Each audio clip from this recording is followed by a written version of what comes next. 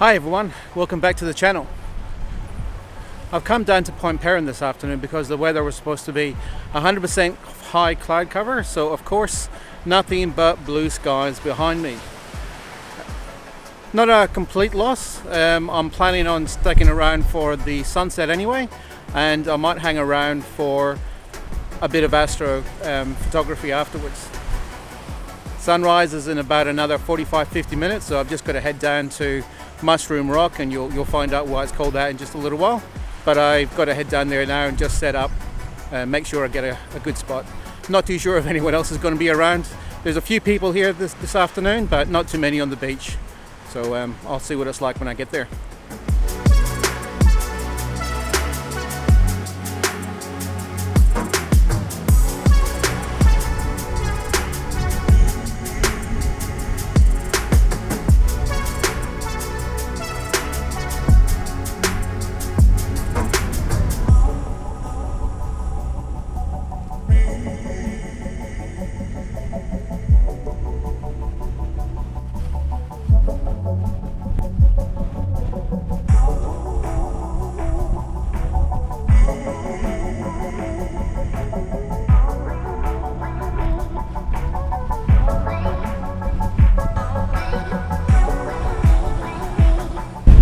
Down to Mushroom Rock, pretty much where I wanted to be for sunset.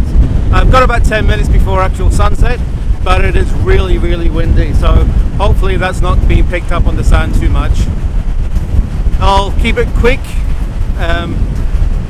The skies are still clear, so the bonus of that is that I might actually just hang around for night time to see if I can do some astrophotography from this location. It's quite close to a major area, but it is probably about 15 k's away, and it's on the coast, so still allow me to take some shots of the Milky Way. But given there are no clouds around, what I'm planning on doing is maybe getting a starburst with the sun just sitting behind the Mushroom Rock. I would show that on the video right now, but it's pointing straight into the wind, so the sun's going to be affected. So I'm going to set up for that shot now.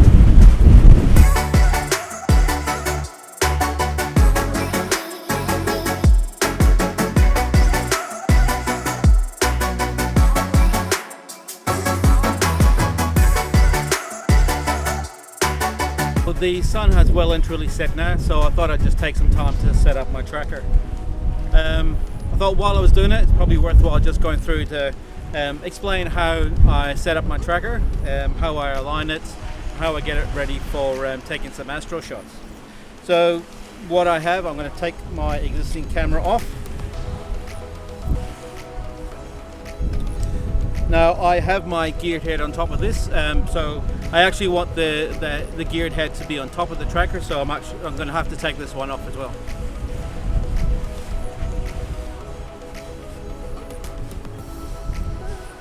So we're just left with the tripod. The tripod itself is fairly sturdy. I did have an older tripod, which is what I'm using to record on at the moment. I found that wasn't strong enough to take the weight of the tracker plus the weight of the camera. So this tripod here is an Artis. It's got a limit of 20 kilos, which is well and truly more than enough for what I want to do. So the first component that goes on is the wedge. The wedge allows you to angle the tracker depending on where you are, depending on where your latitude is. So we're on 31 degrees latitude at the moment, so there are some settings on the side of the wedge, so I've just got to set that to 31, which is where I am in terms of latitude. So I'm just going to drop this onto the tripod.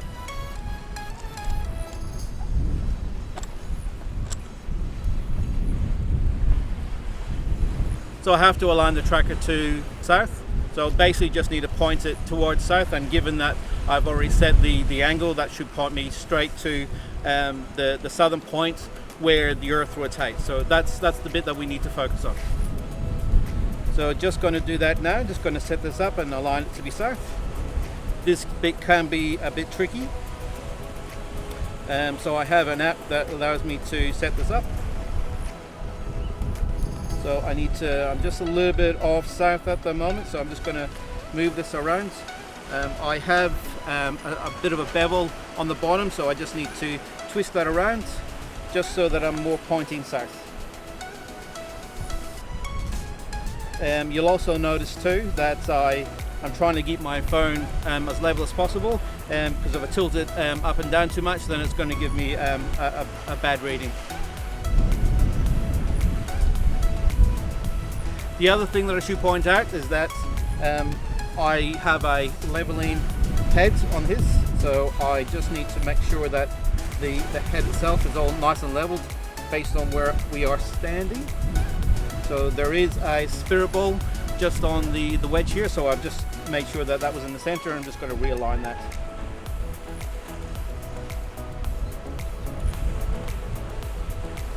Just twist that a little bit more. Okay, that's perfect. Okay, so the next piece that goes on here is the tracker itself. So I've got the tracker, the tracker itself just slides on. Doesn't go too far.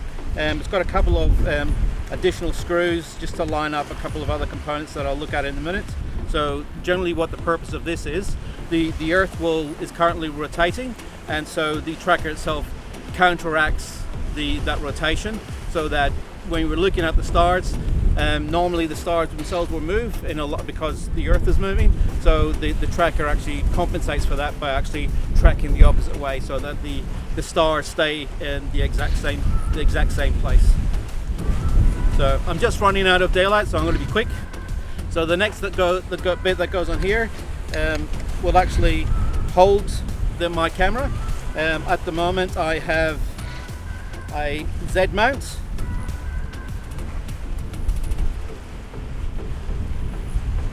Courtesy of Alan Wallace. It's a move shoot move, so thumbs up Alan, well done. It's an awesome little device. So on top of that, I now have my geared head, so I will actually attach the geared heads back onto the top of the tracker.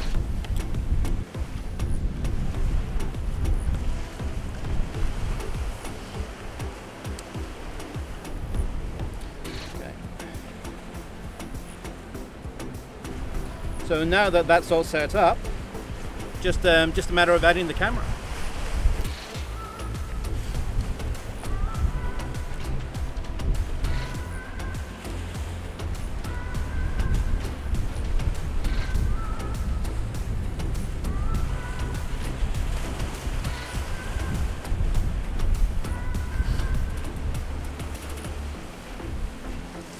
So now that the camera is on top of the geared head and it's all attached, one thing that I do need to just test, which I've worked out the hard way, is just to make sure that everything is tight. So I don't want to let go of the camera and then just have everything kind of fall. So that's kind of a bad thing.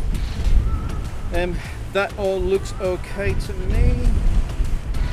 Yep, all looking okay. So that's pretty much ready to start taking some shots of the night sky. So I've got photo pills on my phone. If you are into taking astrophotography, don't leave home without it. It's one of the best things to actually have. And I've worked out where the Milky Way will be setting. So it'll be setting just over this way.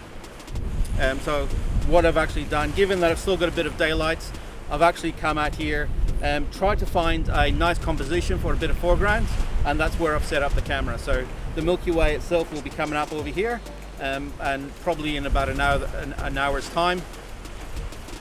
And I've been able to work that out because I've been looking at photo pills. So just looking at the night augmented reality on photo pills, I can see that the Milky Way itself is going to start here. It's going to rise. That's going to be the topmost point of the Milky Way. So we'll see the core of the Milky Way there, and then it will just slide down and then disappear into the horizon. Once darkness had set in, I started to take some images. I was hoping that the wind would ease off during the night, and it did, but only for about 10 minutes before coming back with full force.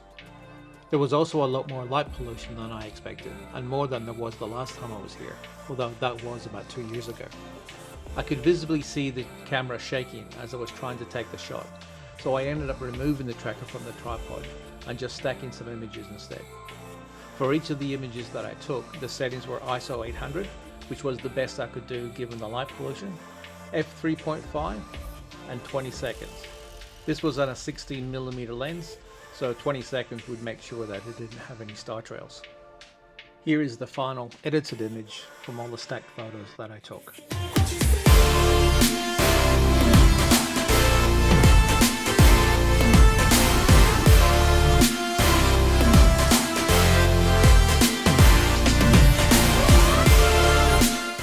Even though the night proved to be quite difficult, it was still good to get out. Thanks for watching, and I'll see you out there next time.